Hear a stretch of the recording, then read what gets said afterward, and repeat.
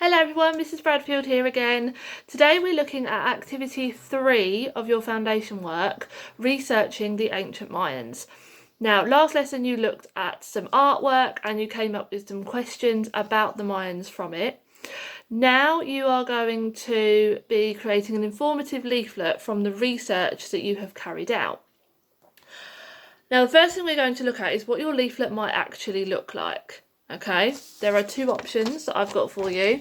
One could be more of a sort of wardrobe look, so that you can open it up and see inside this way. You've got a larger front cover this way, and you've got a larger inside section in the middle, but these ones are smaller. So it depends on what you want it to look like. The other one is this threefold method, which we're going to talk about a little bit more. This is often more popular. And more the kind of leaflet you would see in a shop, but either would be absolutely fine, whichever method you would prefer.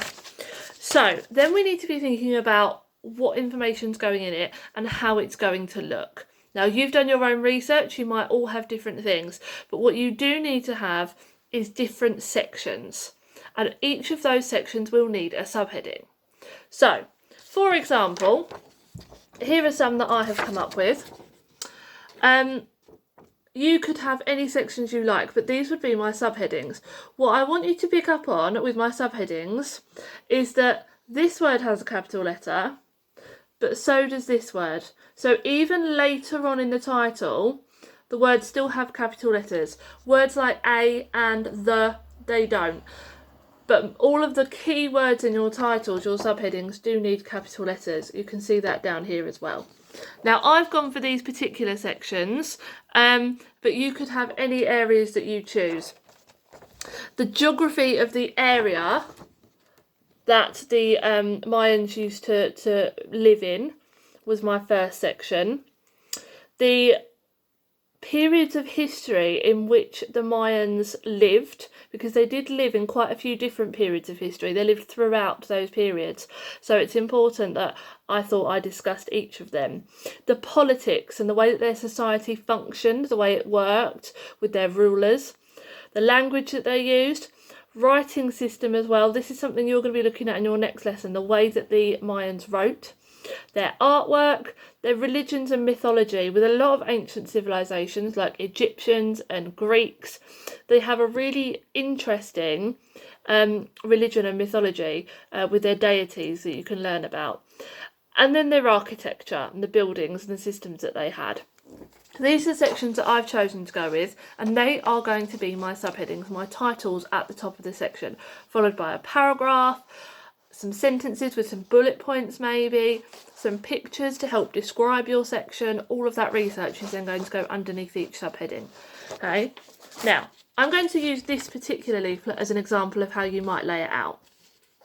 This would not be a square. You do not need to draw a square around it. This is just to show you the different sections that I would have. This would be a nice big bold title, maybe some bubble writing, maybe something with colour, something to really show what is going to be in this leaflet, okay? Something eye-catching to somebody. Here I might have a little picture to illustrate something to do with the Mayans.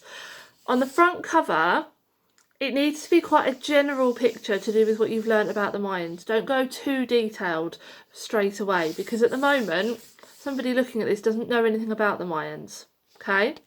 Once I open it up, there are lots of different sections that you could go for, okay? I've got a classic one here, where you've got the heading at the top. I've left some space for some writing, some sentences, some bullet points, some information, all that lovely research you did, all written in that bit here. And then I've left a box at the bottom for a picture to do with that section. Now, the good thing about this leaflet is the folds make it really, really clear.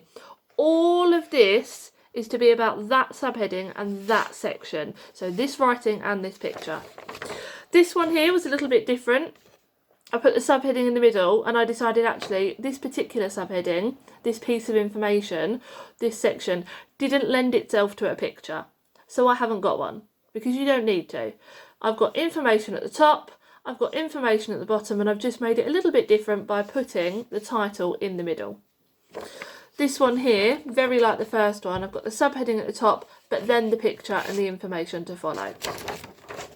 On the back, I did a couple of other sections where you might have the writing either side of the picture. And then this one here again, if it doesn't lend itself to a picture, you don't need to put a picture in. And also, if it doesn't lend itself to having an entire page, if it's only a short section, subheading, writing, subheading, writing. Okay, so this would end up being my leaflet with my front cover, and then you can have a range of sections inside that also make it look more interesting. If they all looked like this on every single page, it wouldn't be quite as interesting for the reader. Okay, so your subheadings may be different to mine, that's absolutely fine, but it would be lovely to see some of your leaflets. If you want to send them in to your Year 6 email address for your school, I know your teachers would love to see some of them. Stay well, take care, and I hope to see you some soon. Bye.